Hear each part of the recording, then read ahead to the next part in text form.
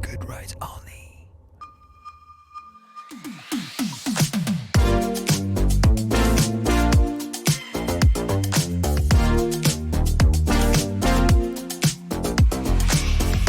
Le contrôle technique moto, c'est la question du moment pour de nombreux motards.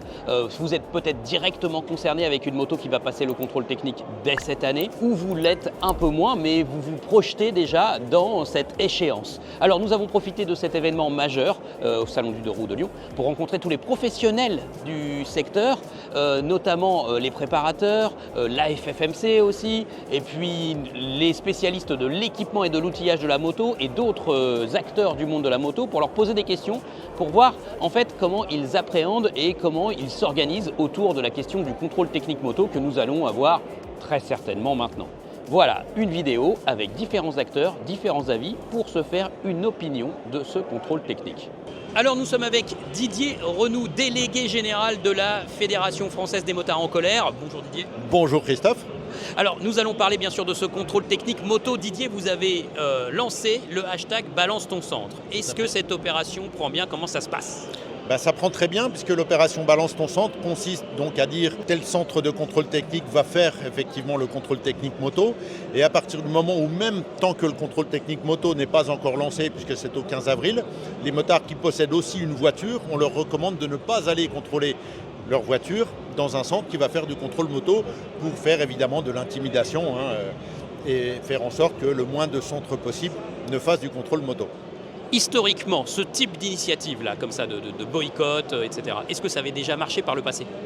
On avait fait ça juste avant le lancement de la FFMC, puisque la FFMC a lancé l'occasion de la vignette, a été lancée à l'occasion de la vignette moto, donc à la fin des années 70, au début des années 80.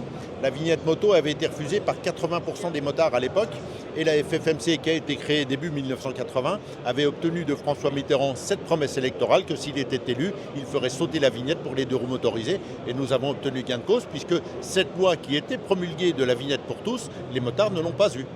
Ah oui, ça avait marché à l'époque. Ça avait bien fonctionné. Donc on essaye de reproduire ça, même si on sait que la tendance militante est un petit peu inférieure aujourd'hui à ce qui pouvait être à l'époque, puisqu'il y a aussi moins de gens passionnés, plus de gens un petit peu utilisateurs, consuméristes, si je puis dire. Mais là, on a quand même un bon retour de la part des gens qui dénoncent effectivement ces centres avec cette opération Balance ton centre. Donc aujourd'hui, il y a plus de gens derrière les réseaux sociaux que pour descendre dans la rue finalement. Bien sûr, les réseaux sociaux sont une grosse activité, mais justement le fait d'avoir un hashtag aujourd'hui, on s'est mis au goût du jour et on a fait cette opération avec aussi l'appui des réseaux sociaux. Alors, quelle est la suite de votre programme au-delà de l'opération Balance ton centre? Est-ce que vous avez prévu d'autres manifestations ou d'autres actions, si ce n'est pas secret bien sûr, Didier? Il n'y a rien de secret là-dedans. Déjà sur le week-end de Pâques, donc 29, 30 mars et 1er avril, nous allons faire comme tous les ans l'opération œufs de Pâques, qui consiste de façon humoristique à dénoncer les nids de poules en installant des œufs de Pâques dans les nids de poules. Donc c'est une opération médiatique qui est très intéressante. Et en l'occurrence, cette opération, elle tombe bien puisqu'elle va tomber 15 jours avant la mise en place effective des premiers contrôles techniques. Donc on va redire ce qu'on avait déjà dit l'an dernier sur l'opération œufs de Pâques, à savoir occupez-vous des routes, qui nous causent quand même 30% des accidents, les défauts d'infrastructure, alors que le défaut d'état du véhicule, comme l'ont montré les études, c'est entre 0,3 et 0,5% selon les études.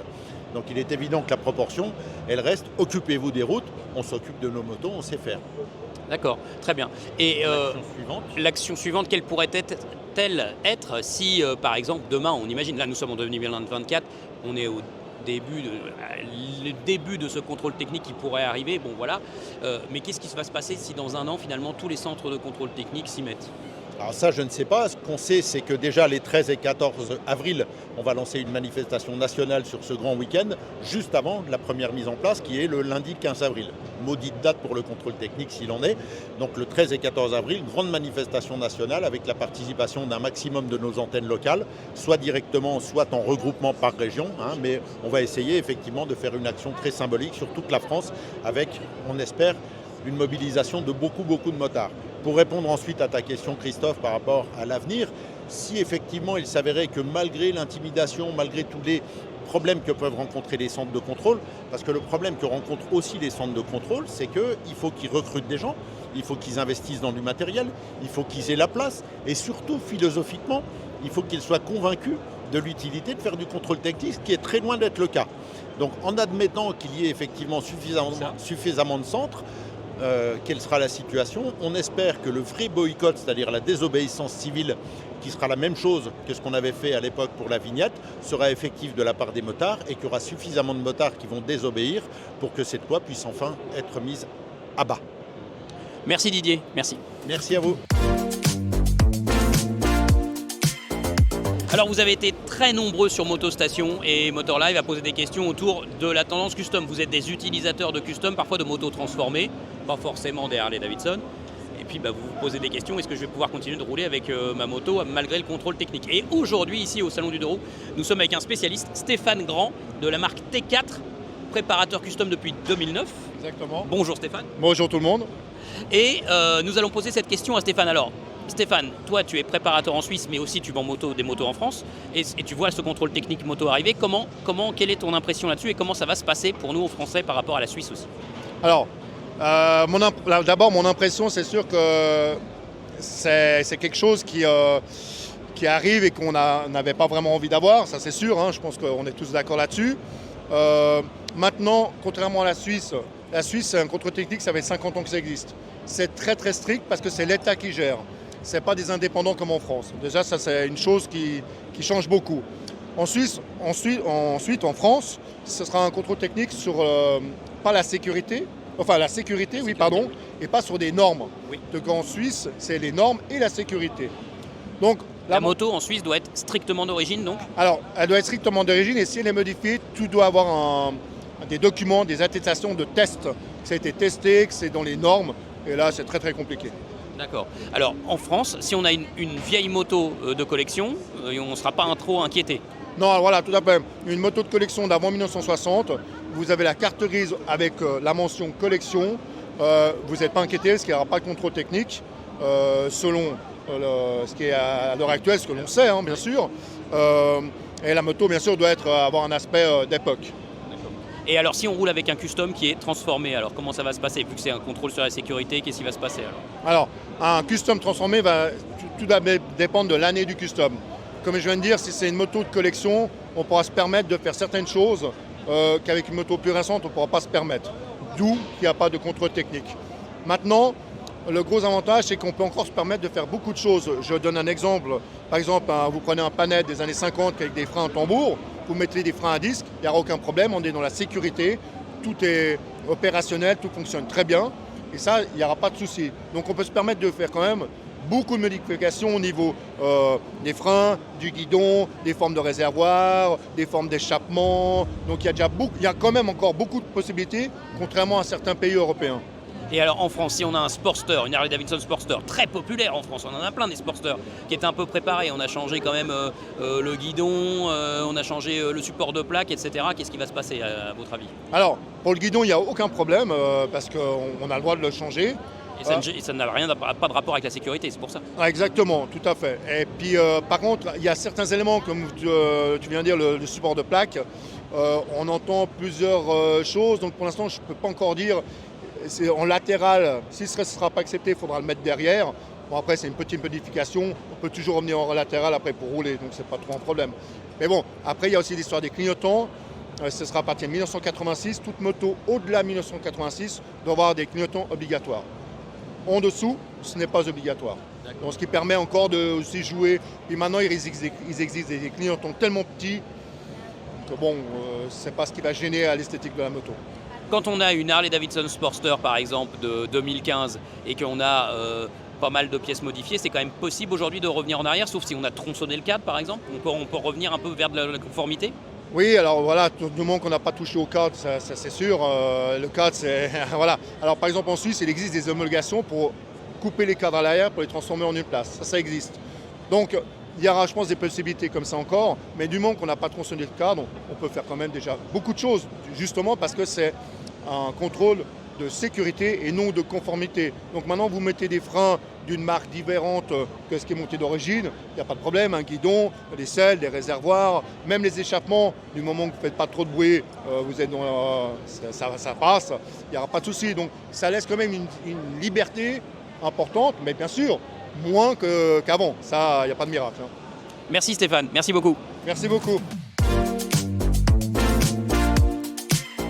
Sur le stand Tournai Distribution, c'est un distributeur de nombreux équipements moto et notamment aussi de l'équipement professionnel, destiné normalement aux concessionnaires. Et nous sommes ici avec Christian Aquin. Bonjour Christian. Bonjour messieurs, dames. Christian Aquin, bien connu dans le monde de la vitesse française, c'est une légende du sport moto en France. Moi je le dis, je l'ai déjà écrit, mais je le dis encore, ça me fait plaisir. Il a fait plus de bol d'or que beaucoup de pilotes réunis, donc il n'y a pas de problème. Et donc Christian, alors une question se pose, puisque le contrôle technique moto arrive. Au 15 avril, effectivement, oui. L'obligation des motos antérieures à 2017. Exactement. Et pour ces centres de contrôle technique, il va falloir s'équiper parce que pour pouvoir analyser toutes ces motos à passer, et donc vous proposez du mobilier et du matériel spécifique professionnel. Est-ce que tu vois un mouvement parmi les centres de contrôle technique? Est-ce que tu vois quelque chose qui bouge? Oui, tout à fait. On a été interrogé par pas mal de professionnels du contrôle technique auto pour appréhender ce nouveau marché, je dirais, puisque au 15 avril, il y aura cette obligation de passer les motos au contrôle technique. Et dans un premier temps, je ressens une demande d'approche. Dans un premier temps, je sens que les gens veulent tester un peu, voir comment ça va réagir, cette nouvelle obligation, avec un équipement minimum. Par exemple quoi? Alors, on peut regarder ici, là, pour pouvoir contrôler les roulements de roues, il va falloir mettre la moto en suspension, du moins en hauteur. Donc béquille arrière. Grâce à cette béquille, on va pouvoir lever l'arrière de la moto, contrôler le jeu éventuel des roulements de roues arrière. Oui. Ensuite, on aura, pour le contrôle des roulements de colonne de direction, une béquille qui va se prendre sous le thé de fourche et qui va permettre de lever l'ensemble de l'avant de la moto. Avec cette béquille, on peut également contrôler les roulements de roues avant. Le système de béquille qui va permettre de contrôler le jeu, contrôler la transmission, puisque ça fait partie des points que le contrôleur devra regarder de près. Il y aura beaucoup de contrôle visuel dans un premier temps, donc les plaquettes, les disques, tout ça, ce sera de manière visuelle.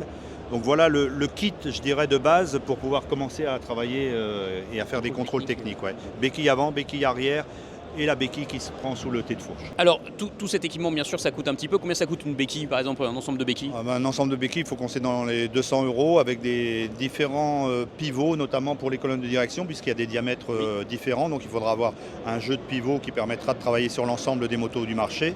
À l'arrière, on a également un autre souci, c'est qu'il y a des motos équipées de monobras. Donc il y aura également des pivots différents pour lever l'arrière de la moto. Donc ça va augmenter un peu la note. Et ensuite, pour que l'opérateur travaille dans de bonnes conditions, on a des tables élévatrices qui vont permettre, qui va permettre à l'opérateur de travailler à hauteur. Et je sais qu'il y a des chaînes de contrôle qui sont à cheval, et ce qui est normal pour que leur opérateur travaille dans de bonnes conditions. Donc là, il faut compter entre 2500 et 4000, 5000 € en fonction des options choisies, puisque une table de base permet de travailler idéalement pour une moto. Mais si on parle de quad, de voiturette, des 3 roues, là il va falloir avoir des extensions pour la largeur de la table pour accueillir ces véhicules. Donc là, la note va augmenter un peu. Et je ressens que cet investissement va venir dans un second temps. Les contrôleurs vont déjà appréhender le contrôle moto avec un kit de base, et ensuite, s'il y a vraiment une grosse demande, ils vont être amenés à investir un peu plus. Mais si on a un motociste, du moins un contrôle moto qui est basé dans une région à faible densité, il n'aura peut-être pas le potentiel pour amortir un matériel comme celui-ci. Conséquent comme ceci. Est-ce que vous avez eu des demandes des grandes chaînes de contrôle technique auto, ou est-ce que ça a été des demandes ponctuelles, uniquement de petits centres isolés? Alors on a approché des chaînes, mais les demandes émanent plutôt de contrôles indépendants ou des petits groupes. Certains il y a des réseaux comme Securitas, des choses comme ça, où on a été contacté, mais ils se regroupent à une dizaine quoi, pour essayer de négocier les prix et puis de s'équiper. Mais je ressens quand même une grosse demande aussi au niveau de la formation des opérateurs. Beaucoup ne maîtrisent pas du tout le maniement, notamment d'un deux roues, et ils ont un peu d'appréhension pour travailler sur ces motos. Ils ont peur de faire des bêtises. Et j'espère qu'il n'y aura pas trop de motos qui tomberont par terre, mais c'est quand même pas du jour au lendemain qu'on est à l'aise avec une moto, notamment des grosses cylindrées. Si on parle de Goldwyn, d'Harley Davidson, il y a des motos qui sont quand même bien lourdes. Et une fois qu'on se fait emmener, quand on ne connaît pas, ça va finir vite par terre. En effet, en effet. Et tout cela doit être préparé dans l'urgence. Oui, hélas, je sais qu'il y a eu des sessions de formation sur 2 jours, mais récemment, et il y a énormément de gens informés, et le contrôle arrive au 15 avril. Tout ça se fait effectivement dans l'urgence. Merci beaucoup Christian, merci pour ton intervention. Merci à vous. Alors nous sommes sur le stand Top Clef. Top Clef, ça permet d'élire le meilleur jeune mécanicien au salon du 2 roues de Lyon. Ça met en avant ce métier de mécanicien moto. Alors je suis aussi aujourd'hui en compagnie d'André. Bonjour André. Bonjour. Et de Didier qui est mécanicien, qui est prof de mécanique moto. Bonjour. Bonjour. Alors, messieurs, il y a quelque chose que l'on n'imagine pas aussi avec ce contrôle technique moto, c'est que ça va pouvoir créer peut-être des tensions qui existent déjà sur le métier de l'emploi moto, puisque de jeunes mécaniciens moto vont peut-être se diriger vers les centres techniques moto, les centres de contrôle technique, plutôt que les réseaux classiques de concessionnaires. Est-ce que vous avez un avis sur la question? André, peut-être? Mon avis, c'est que déjà les centres techniques auto sont sous tension. Oui. Donc forcément, ils vont vouloir recruter pour faire les contrôles techniques moto. Et forcément, ils auront besoin de main-d'œuvre. Et oui, effectivement, ça risque de manquer aux concessions moto ou aux garages moto, ça c'est sûr. Et Didier, vous êtes prof de mécanique moto, donc vous voyez directement l'impact que ça peut générer. Eh bien, en fait, les centres de contrôle sont venus au lycée pour draguer nos élèves. Et pour eux, donc, il y a une première question qui s'est posée, c'est est-ce que quelqu'un qui manipule une moto doit avoir le permis ou pas? Ou est-ce qu'il doit avoir une formation moto ou pas? Il semblerait que oui. Et il semblerait que les techniciens, les futurs contrôleurs techniques devraient avoir une formation, un titre pro de plusieurs mois avant de pouvoir faire du contrôle technique. Et ça va leur demander du temps. Ils n'en ont pas du temps puisqu'il faut l'appliquer très, très vite, le contrôle technique moto. Voilà. Donc dans un premier temps, effectivement, ils vont chercher plutôt des mécaniciens moto. Et là, comme vous l'avez cité tout à l'heure, il va y avoir un souci parce que les centres de contrôle technique, eux, sont prêts à mettre des salaires un peu supérieurs à ce qu'ils pratiquent habituellement dans la profession. Et certainement qu'il va y avoir une concurrence au niveau des salariés qui va se faire entre les concessions, les garages moto et les centres de contrôle technique. Très bien. Merci messieurs. Merci. Sur le stand surplusmoto.com, on découvre ce très beau showbike. C'est une Indian FTR 1200 faite en collaboration entre surplusmoto.com et le préparateur Freeride. Voilà, alors vous voyez, en fait, ça c'est une Indian FTR qui aurait dû disparaître de la circulation. Elle a connu un crash, voilà, c'était fini pour cette moto, mais elle était finalement réparable après analyse de l'expert et il s'avère qu'elle a été complètement transformée et préparée avec des pièces recyclées, des pièces reconditionnées de surplusmoto.com. Cette fourche, par exemple, issue de chez KTM, une fourche de KTM 1290 Super Duke Air, voilà, une ligne d'échappement entièrement refaite avec un sol silencieux d'une Indian FTR, voilà, donc au lieu de 2, une boucle arrière entièrement refaite en carbone autoporteuse avec le réservoir en aluminium taillé dans la masse, taillé ici, qui a été entièrement confectionné par Freeride, le bras oscillant aussi reconditionné de chez surplusmoto.com mais renforcé ici pour plus de rigidité. Bref, ce qui veut dire que en partant d'une moto qui était destinée à la casse, à une fin de vie démontée pour pièces, eh bien on peut la refaire avec des pièces reconditionnées. Ça coûte un peu moins cher, on se fait une moto à sa main, une moto à la carte, et du coup on arrive dans une moto haut de gamme, donc c'est quand même quelque chose d'assez important. Mais la vérité du commerce chez surplusmoto.com, c'est la pièce reconditionnée. Et là, on arrive sur ce stand où nous sommes avec Philippe. Bonjour Philippe. Bonjour. Alors Philippe de surplusmoto.com, tu peux nous expliquer l'avantage en fait des pièces reconditionnées avec l'arrivée du contrôle technique moto, puisque évidemment certaines motos certaines motos ne vont pas passer le contrôle technique moto et plutôt que de trouver une pièce peut-être sur un site de petite annonce ou chez son concessionnaire, on peut se rabattre sur des pièces reconditionnées. Explique-nous un peu ça. Tout à fait, écoutez, c'est très simple. Nous aujourd'hui, on va travailler avec de la pièce d'origine, donc on va retrouver ces pièces-là sur notre site. L'avantage, c'est que c'est les pièces conformes à la sortie de la moto lors de l'usine. Donc notamment par exemple des supports de plaques d'immatriculation, les pots d'origine, donc on connaît maintes lignes bruyantes qui sont difficiles à atténuer en termes de niveau sonore. Donc ces pièces-là vont être utiles lors du contrôle technique ou tout simplement des rétroviseurs qu'on peut retrouver comme ici, ou des clignotants à LED homologués qui vont nous aider à passer un contrôle sereinement, sans difficulté. Alors avec le contrôle technique, il y a beaucoup de motos d'avant 2017 qui vont passer en premier le contrôle technique, qui n'ont plus leur échappement d'origine, leur clignotant d'origine, etc. Et vous proposez tout ça et avec des pièces certifiées, contrôlées. Oui, tout à fait. Alors nous, toutes les pièces qui sortent de Surplus Moto subissent une batterie de test, de contrôle. L'avantage, c'est qu'on reste sur de la pièce 100% d'origine et surtout qu'on la propose à moindre coût. Ce n'est plus la peine d'aller se fournir chez le concessionnaire et de dépenser maintes sommes d'argent pour passer simplement un contrôle technique. Alors parfois il y a des pièces qui sont très techniques et qui vont relever de la sécurité et qui vont directement impacter le contrôle technique moto. Les centrales ABS, on en parlait tout à l'heure, est-ce qu'il y a des anecdotes autour de ça Oui, bien sûr, plusieurs marques qui font ces modèles ABS depuis un moment, si l'entretien n'a pas été fait correctement, peuvent se gripper.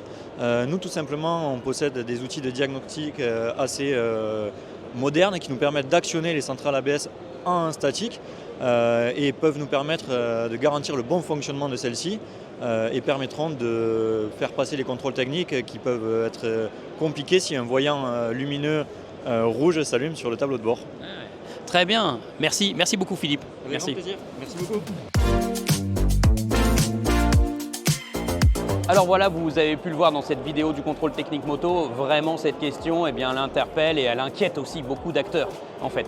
Peut-être créer de la tension autour des métiers des mécaniciens moto. Les préparateurs moto savent que la première année va être à peu près digeste, mais par la suite on ne sait pas. Il y a aussi peut-être la possibilité d'avoir des manques de matériel ou d'outillage. Il y a beaucoup de questions autour du contrôle technique moto, on le voit. Vous en posez aussi sans doute beaucoup. Alors d'ailleurs, je vous invite à réagir sous cette vidéo, à donner votre avis sur le contrôle technique moto, mais aussi à poser vos interrogations. Ça va nous permettre d'affiner aussi notre contenu et nos articles dans l'avenir. À bientôt.